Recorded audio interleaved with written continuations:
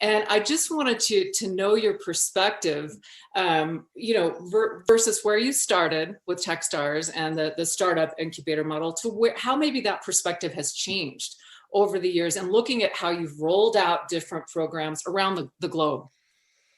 Yeah, I think to answer that, there's two layers in the question. One is kind of the how, but the other is also the why.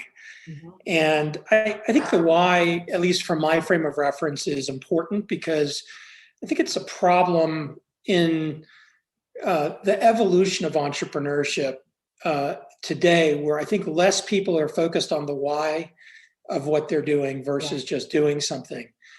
And for me, fundamentally, the why is so important, especially as an investor or entrepreneur, but especially evaluating what entrepreneurs are doing and what the motivations are. This stuff takes a long time. It's incredibly hard.